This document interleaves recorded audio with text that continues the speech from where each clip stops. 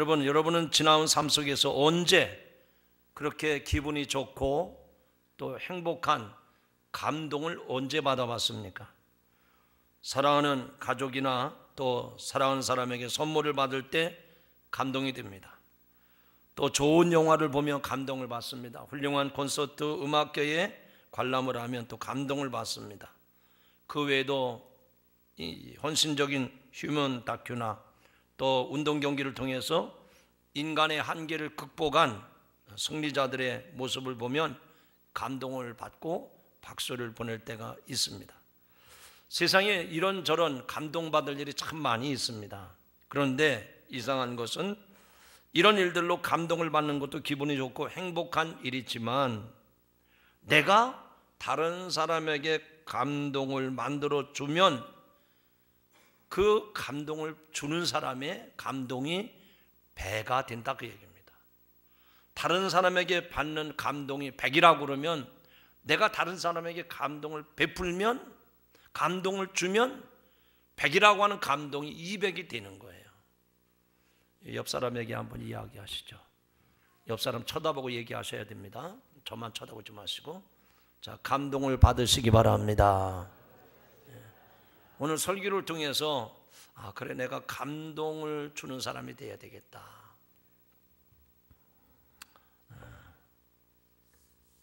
오늘 제가 느낌이 자꾸 설교에 방해를 많이 받습니다. 여러분들이 설교에 돕는 자가 되어야 돼요. 목사님 설교하는데 내가 방해꾼이 되면 안 되겠다 생각하시고 설교에 집중을 하시고 설교를 잘 따라오셔야 됩니다. 여기 애기 엄마들도 몇 사람 있지만 예배 시간에 설교는 집중 못하고 애기만 흔들다가 그냥 가는 거예요. 오늘 무슨 은혜 받았습니까? 애기 얼굴만 보입니다. 이거 참 문제예요.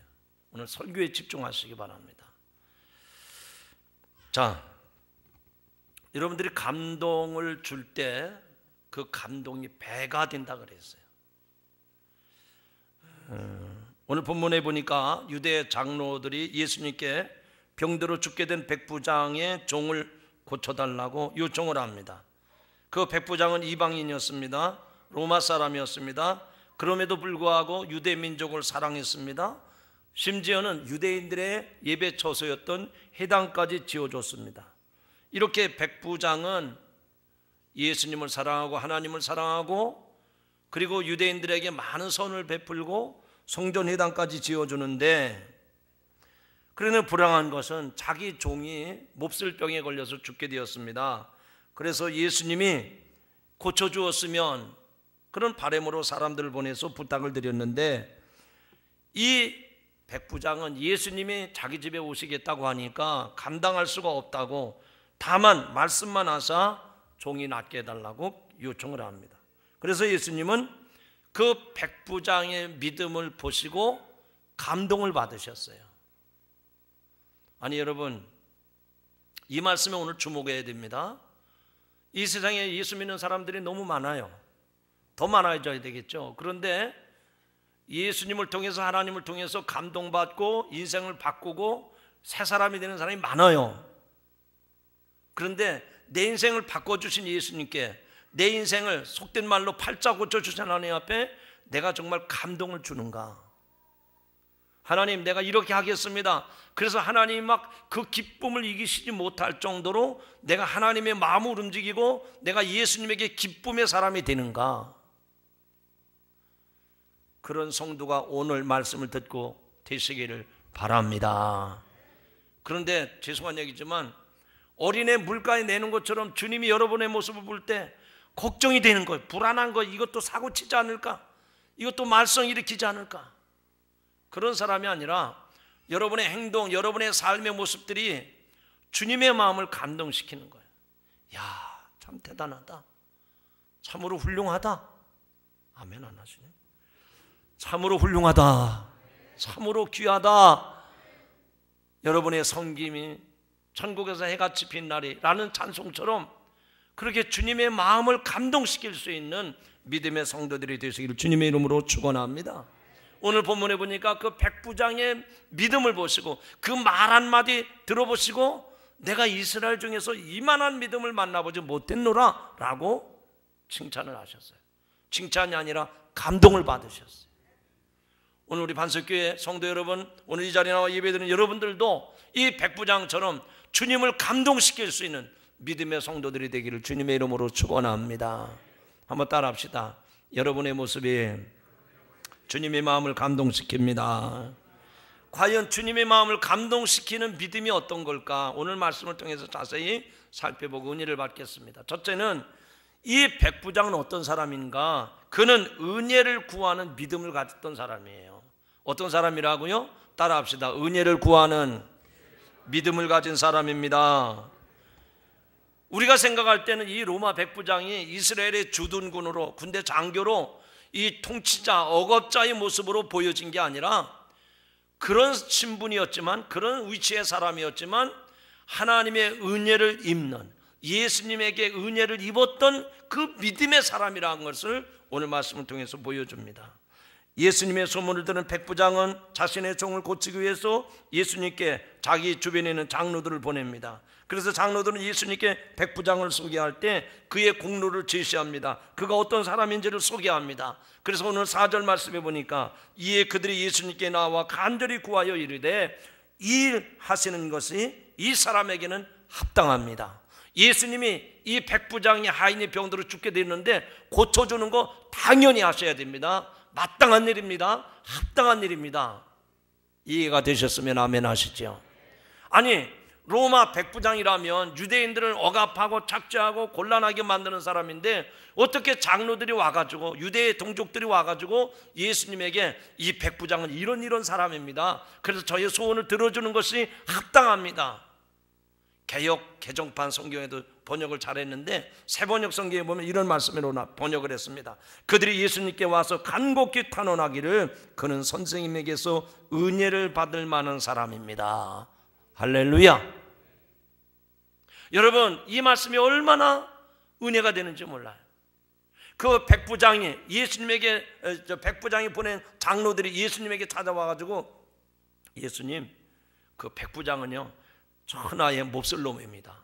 그런 놈한테 뭐 조금이라도 뭐 기도해 줄 것도 없고요, 그냥 냉정하게 잘라버리십시오, 그런 얘기가 아니에요.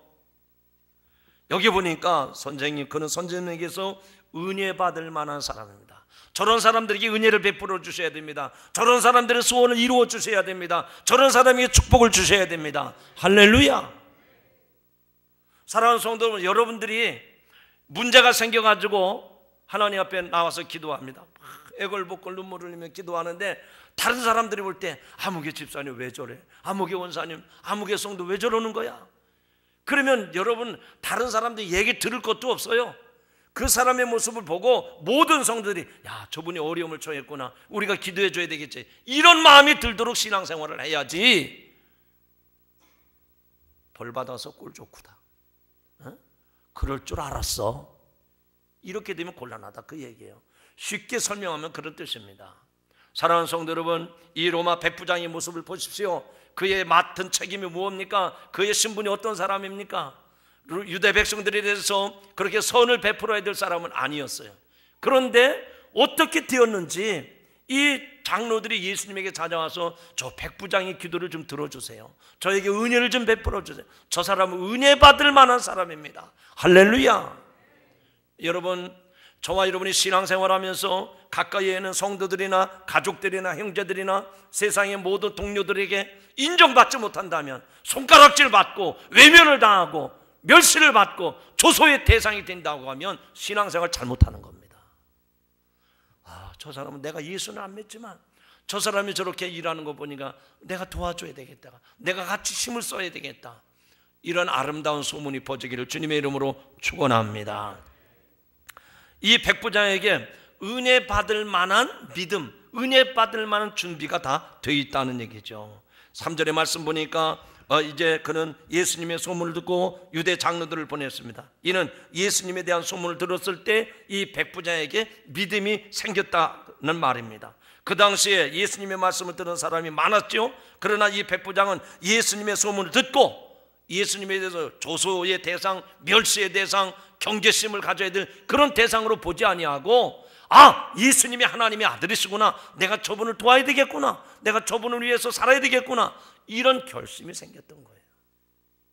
사랑하는 성도 여러분, 오늘 여러분의 모습을 이 말씀과 비춰보시길 바랍니다. 여러분들도 예수님의 말씀이 들려질 때, 하나님의 말씀이 들려질 때 믿음의 결단을 하고 인생의 새로운 출발할 수 있는 성도가 되시기를 주님의 이름으로 축원합니다. 서두에 좀 전에 말씀을 드렸잖아요. 그 당시에 예수님을 따라다니면서 말씀을 들은 사람이 부지기수입니다. 3,000명, 5,000명, 얼마나 많이 있었어요. 그런데 이 로마 백부장은 예수님의 말씀을 간접적으로 전해 들었을 때, 아, 내가 예수님을 따라야 되겠구나, 내가 예수님의 말씀을 믿어야 되겠구나, 그래서 은혜 받을 준비가 다 돼 있었다는 얘기입니다. 성도 여러분, 분명하게 우리가 짚고 넘어가야 될 게 있습니다. 그게 무엇이죠? 이 백부장의 모습을 보시기 바랍니다. 예수님과의 관계 속에서 신분과 위치를 다 초월해서 그가 예수님의 말씀을 듣고 믿음으로 살아가기로 결단하는데 어떤 것도 장애 요소가 되지 않았다는 얘기입니다. 이념도 사상도 조직도 어떤 위치도 그게 문제가 되지 않았어요. 오늘 이 땅의 모든 사람들이 예수님의 말씀을 들어야 할 대상인 줄로 믿습니다. 왜냐하면 그 말씀을 들을 때 인생이 바뀌기 때문에 그래요. 오늘도 수없이 하나님의 말씀을 듣는 저와 여러분, 오늘 이 말씀을 들을 때, 그래, 나도 백부장처럼 예수님의 말씀을 들음으로 내가 은혜를 입는 사람이 되어야 되겠다, 그런 성도가 되시길 주님의 이름으로 축원합니다. 축원합니다. 로마서 10장 17절에 말씀합니다. 믿음은 말씀을 들으면서 나며 들음은 그리스도의 말씀으로 말미암느니라. 믿음의 시작은 신앙생활을 오래 한 게 아닙니다. 어머니 뱃속에서부터 모태신앙이 아니에요. 믿음의 시작은 그리스도의 말씀을 들음으로부터 시작되는 줄로 믿으시기를 바랍니다. 그러기에 이사야 55장에 말씀합니다. 오라, 너희 모든 목마른 자들아 물로 나오라. 돈 없는 자도 오라. 너희는 와서 사 먹되 돈 없이 값없이 와서 포도주와 젖을 사라. 너희가 어찌하여 양식 아닌 것을 위하여 은을 달아주며 배부르게 하지 못할 것을 위하여 수고하느냐? 내게 듣고 들을지어다. 따라합시다. 내게 듣고. 언제 크게 하시겠어요? 언제 그렇게 용기 내서 소리치겠습니까? 이때 크게 하셔야 돼요. 내게, 조금 더, 내게 듣고 들을지어다. 등산대 한다고 산에 가서 야우 그때 힘쓰지 말고 지금 힘써야 돼요. 다시 한번, 내게 듣고 들을지어다. 그리하면 너희가 좋은 것을 먹을 것이며 너희 자신들이 기름진 것으로 즐거움을 얻으리라. 너희는 귀를 기울이고 내게 나와 들으라. 그리하면 너희 영혼이 살리라. 내가 너희를 위하여 영원한 언약을 맺으리니 곧 다윗에게 허락한 확실한 은혜니라. 할렐루야. 여러분에게 영원한 언약을 세우는데 언제 세우느냐? 내게 나와서 듣고 들을 때에 그 약속을 세우겠다는 거예요. 저 뒤에 하진이 하고 있어. 지금 읽은 말씀이 뭐예요? 뒤에서 얘기하면 목사님 설교가 방해가 돼요. 왜냐하면 여기서는 시야가 잘 보이기 때문에 옆 사람한테 눈치 주는 것도 보여요. 그러니까 나 때문에 다른 사람에게 피해가 가면, 오늘 점심 먹고 성가대 연습하고 시간이 빨리 가야 되는데 집중하셔야 돼요. 저는 한 말씀도 놓치지 않기 원합니다. 설교 이렇게 빽빽하게 적어왔는데 어느 한 말씀도 놓치고 싶지 않아요. 여러분, 하나님의 말씀을 들을 때 하나님께서 너희에게 확실한 언약을 세우겠다고 그랬어요. 오늘 그 말씀이 들려지길 바랍니다. 아, 주님이 나를 사랑하시는구나, 주님이 나를 축복하시는구나, 이 말씀이 들려질 때 그렇구나, 이게 약속이로구나, 이걸 붙잡아야 되겠구나, 이런 결단이 여러분에게 있어지기를 주님의 이름으로 축원합니다. 5절 말씀해 보니까 이제 그가 은혜 받은 사람인 것을 알 수가 있는데, 그가 우리 민족을 사랑하고 또한 우리를 위하여 회당을 지었나이다 하니, 백부장은 유대 민족을 사랑할 뿐만 아니라 그를 위하여 회당까지 지어 주었다는 겁니다. 6절의 말씀 보니까 주여 수고하지 마옵소서, 내 집에 들어오심을 나는 감당하지 못하겠나이다. 예수님이 그 백부장의 집에 방문하겠다는 거예요. 찾아가겠다는 거예요. 그랬더니 이 백부장은 만류합니다. 내 집에 들어오심을 감당하지 못합니다. 무슨 얘기일까요? 그렇게 형편없는 사람이었습니까? 그게 아닙니다. 예수님의 말씀을 듣고 보니까 자기가 죄인임을 알았어요. 정말로 나 같은 죄인의 집에 예수님이 오신다는 것은 내가 감당 못하겠습니다. 지금 말씀만 하셔도 됩니다. 할렐루야. 말씀이 들려지니까 자기가 누구인 줄 알았던 거예요.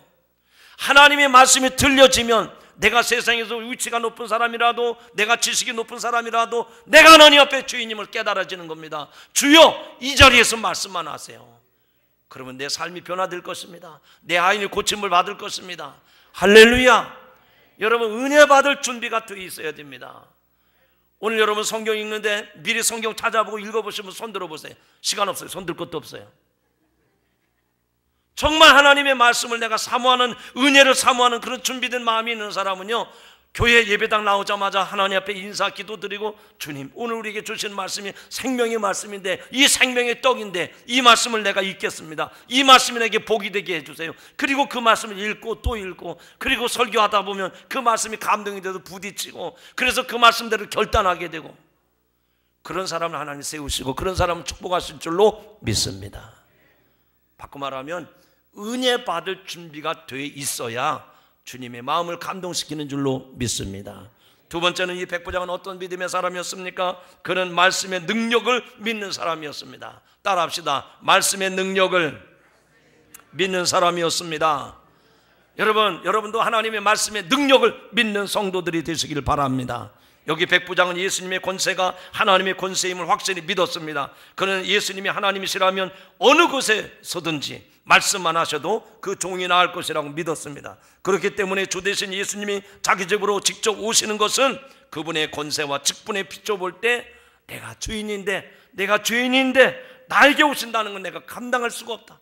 내가 감히 주님 앞에서 고개 들 수 없고 내가 그분 앞에 대변할 수도 없는데 나 같은 사람에게 주님이 오시다니 감당을 못했던 겁니다.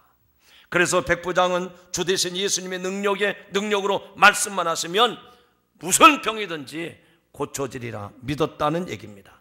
예수님은 만유의 주십니다. 세상의 어떤 권세자보다도 또 뛰어나신 분이시고 권세의 원천이 되십니다. 그러므로 성도 여러분들은 예수님이 가지신 주이심을 믿고 고백하는 성도가 되시기를 바랍니다. 그럴 때 그 말씀의 능력이 내 안에서 이루어지는 것입니다. 예수님의 말씀은 권세가 있는 말씀입니다. 예수님의 말씀은 능력 있는 말씀입니다. 그러므로 그분이 하시는 말씀은 반드시 이루어짐을 믿으시기 바랍니다. 하나님의 세상을 말씀으로 창조하셨듯이 예수님도 말씀으로 권능을 행하시고 지배를 하시고 통치를 하십니다. 하나님의 말씀이 육신이 되어 우리 가운데 거하시는 분이 바로 예수 그리스도 아니십니까? 그렇다면 예수님의 말씀은 곧 하나님의 말씀이라는 얘기입니다. 여기 백부장은 예수님이 모든 것을 다 행하실 수 있는 권세 있는 분으로 믿었기 때문에 그는 예수님의 권세를 인정했습니다. 이것이 백부장의 칭찬받는 믿음이었습니다. 그렇습니다. 우리가 무엇으로 주님을 감동시킬 수가 있겠습니까? 예수님은 모든 권세를 가지신 나의 삶에 있어서 주인 되시는 분으로 확신하며 고백하면 우리의 믿음이 주님을 감동시키게 될 줄로 믿습니다. 저는 지난 주간에 이세현 장로님하고 제 아들하고 이렇게 3대가 추석 연휴 이튿날 닥시질을 갔어요. 그런데 갔는데 제가 볼 때는 피곤하고 힘들고 어려운 일인데 이세현 장로님 뭐가 그렇게 좋은지 계속 좋다 그러시더라고요. 왜 좋았을까요? 추석 연휴인데 집안에만 있는 것보다 밖에 나가서 가을 바람 한번 쐬고 오니까 고기 딱 3마리 잡았습니다. 그런데도 굉장히 좋아하시고 그날 아주 얼마나 좋아하시는지. 무슨 얘기하는지 아세요? 그 사람의 마음을 감동시키면 그렇게 행복한 거예요. 그렇게 즐거운 거예요. 여러분의 삶의 모든 모습들이 주님의 마음을 감동시킬 수 있기를 바랍니다. 아니 어떻게 내가 그런 일을 했느냐? 어떻게 내가 내 마음을 알고 그런 기도를 했느냐? 어떻게 내가 다른 사람들은 알지 못하는데 그런 선한 일을, 그런 아름다운 일을 했느냐? 주님의 마음을 감동시킬 수 있는 성도들이 되기를 주님의 이름으로 축원합니다. 우리는 예수님의 권세를 믿음으로 그분을 주라고 부를 수 있습니다. 예수님은 모든 권세를 가지신 분으로 만물을 통치하시는 분입니다. 그 말은 우리를 구원하셨을 뿐만 아니라 우주 만물을 통치하시는 분, 우리를 위해서 십자가에서 죽기까지 우리를 사랑하신 분이 예수 그리스도십니다. 우리는 예수님을 믿고 그분께 삶을 전적으로 의탁해야 됩니다. 바꿔 말하면 믿음은 예수님의 권세를 인정하는 것입니다. 여러분, 여러분들이 그렇게 주님의 마음을, 주님을 인정하는, 예수님의 권세를 인정하는 성도들이 되시기를 바랍니다. 조금 이게 어려운 말이기 때문에 제가 아주 직선적으로 쉽게 말씀을 드립니다. 만약에 여러분이 자식들하고 밖에 나갔어요. 근데 지금까지는 계속 아버지 아버지고 부르다가 자기 친구들이 나타났는데 그 자식이 나보고 아저씨 이렇게 부른다면 어떤 마음이 드시겠어요? 여러분, 자식과 아비는 끊을래야 끊을 수 없는 관계입니다. 자식이 하늘이 무너져도 아버지는 아버지예요. 여러분들이 이 세상 어떤 유혹, 어떤 환경에 처해든 예수는 그리스도십니다. 예수는 나의 주 되십니다. 할렐루야. 이 고백이 흔들리면 안 된단 말이죠. 좋을 때는 막 하나님 아버지 당신이 나의 주가 되십니다. 그러다가 조금 어려운 상황이 생기면 헌신짝 집어 던지듯이 주님 이렇게 곤란하게 하면 어떻게 해요? 따지면 곤란하단 말이죠. 여러분이 주님의 권세를 인정하는 성도들이 되시기를 주님의 이름으로 축원합니다. 여기 백부장은 자기가 군대 장교예요.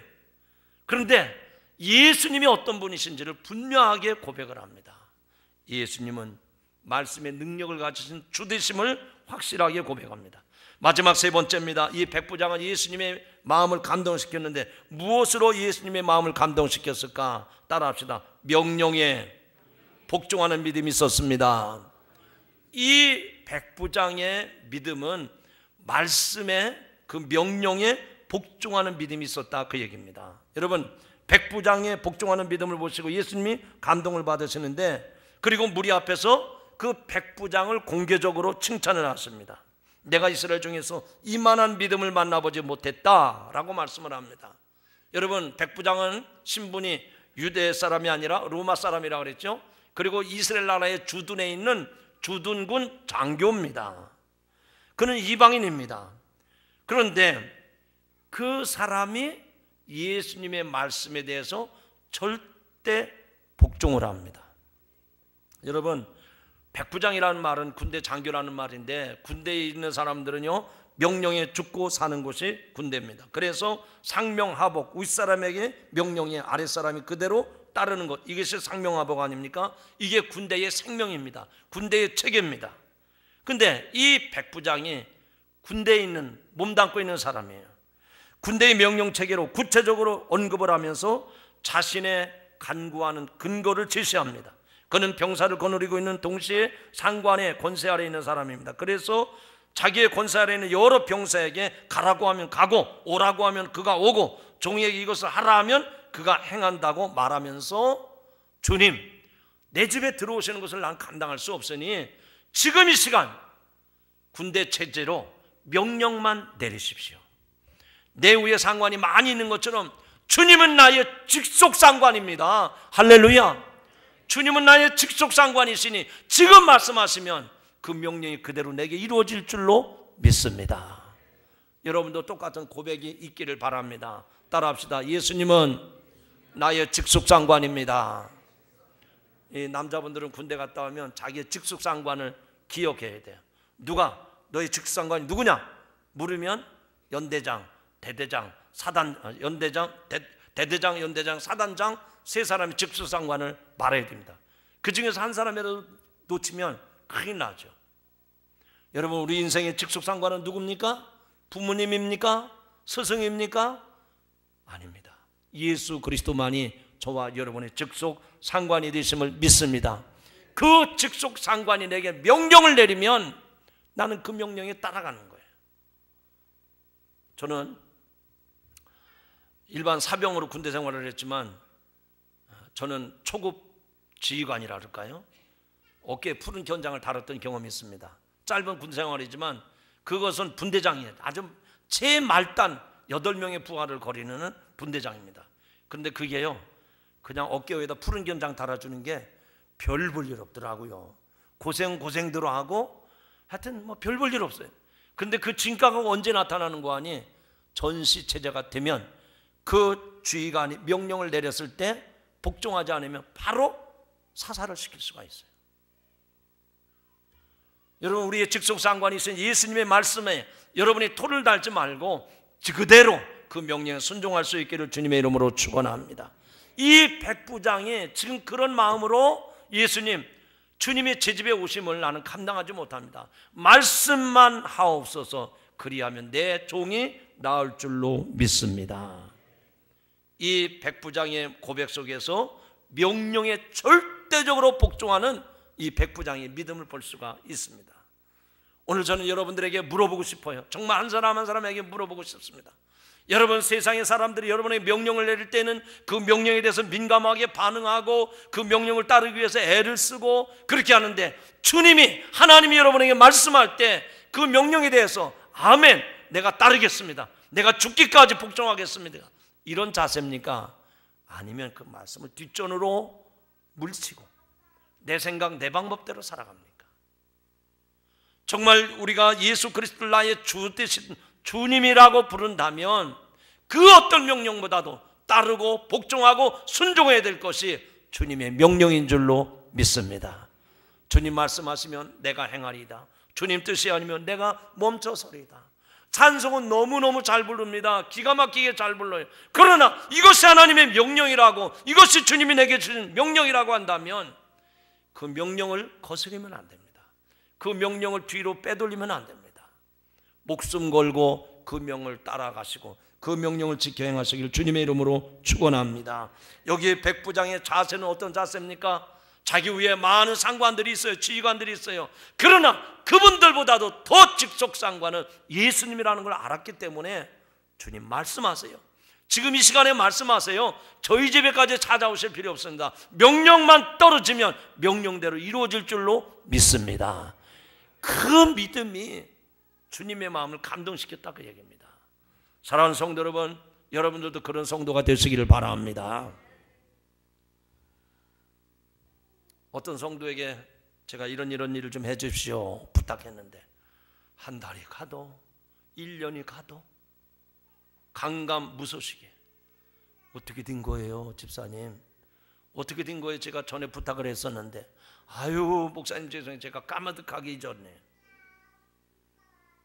그런 사람이 되면 안 됩니다. 세상에서도 위에 있는 상사들이 어떤 일을 지시했을 때 잊어버리고 또 늦춰버리고 그러면 살아남을 수가 없어요.